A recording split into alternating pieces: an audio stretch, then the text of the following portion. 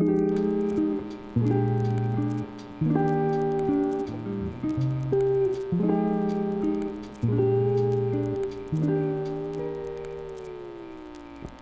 い、じゃああとはそれぞれの絨毯を、デザイン的に、どういうところにレイアウトしていくかみたいな話をしたいんですけど、一個一個、戻していく過程で説明していきたいと思います。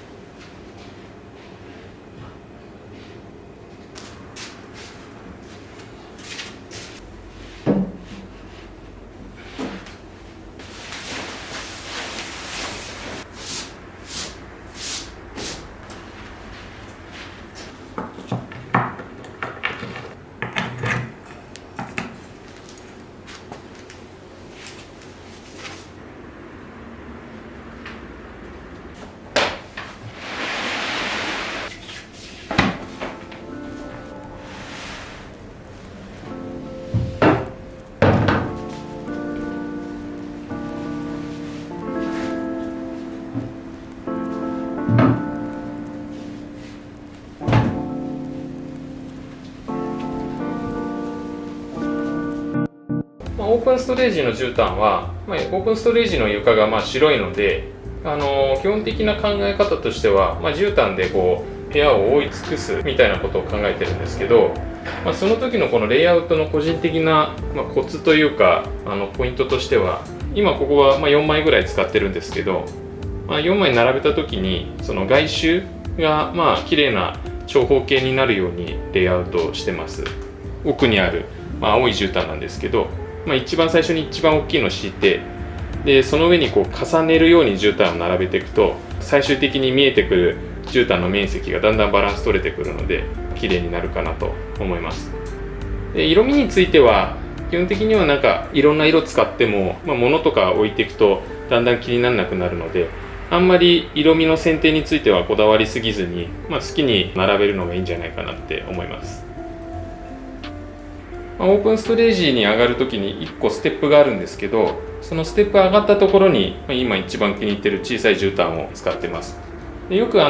玄関入り口入って、すぐ上がったところにペルシャ絨毯小さいのを置かれる方多いと思うんですけど、絨毯の一つの役割としてはみんなが集まるところに置かれるっていうのの他に、入り口の象徴というか、入り口に置いて、ここから中に入るよっていうそういうおもてなし的な表現になったりもするので、家のプライベートが始まる空間のところにこういう絨毯を置くことで、何かここから先また空間が変わるよってことを意識してもらえるように、こういう位置に絨毯を敷いてます。夏は、置いてないんですけど、冬はこのソファーの手前のテーブルの下に一番大きいこのブルーのウールの絨毯を引いてるんですけど、これ単純に冬だからこうウール地のやつってすごいこう足元あったかいので、そういう意味でも置いてるんですけども、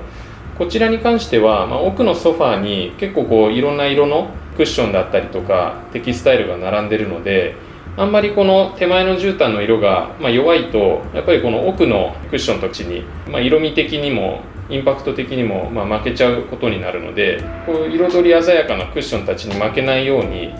重心がこうぐっとこう下に来るように青だったりとか、紺だったりとか、そういう強い色の絨毯を選んでます。あと、こういう青い絨毯とかって、コンクリートとかとも相性いいと思うので、クールでちょっと大人っぽい雰囲気作りたいなら、こういう色味の絨毯はおすすめです。さっきコ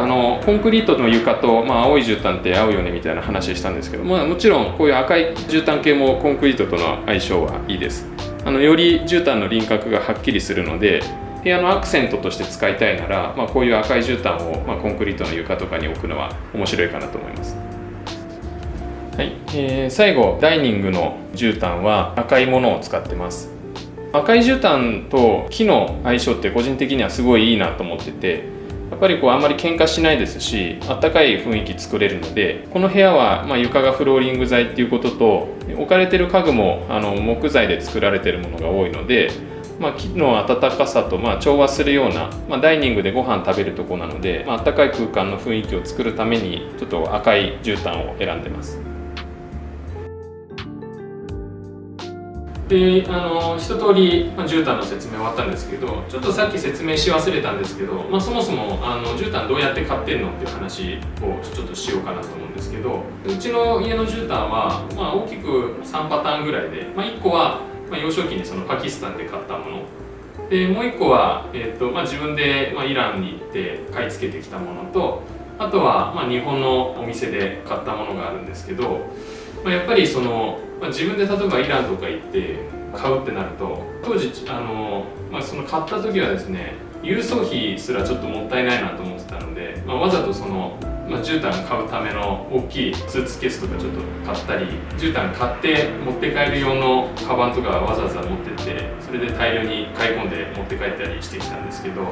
なかなか今このご時世なので、その海外に買いに行くみたいなのってちょっと難しいと思うので、やっぱり日本のお店で買うことになるかなと思うんですけど、個人的に自分が行っておすすめだったのが、いくつかあるんですけど、例えば青山にあるグランピエさんっていうお店はすごいおすすめで、昨年末移転されたみたいなのでちょっと新しいお店の方には行けてないんですけど、昔の店舗さんの時は、その絨毯部屋みたいなのがあって、そこに結構本当にたくさん絨毯が置かれてたんですけど、イランのいわゆる正統派のペルシャ絨毯以外にも結構民族系の結構こうゴワゴワしてこう力強い表現の変わった絨毯が置いてあったりとか、面白いものいっぱい置いてあったので、とってもおすすめのお店なので、気になる方はぜひグランピエさん行ってみてください。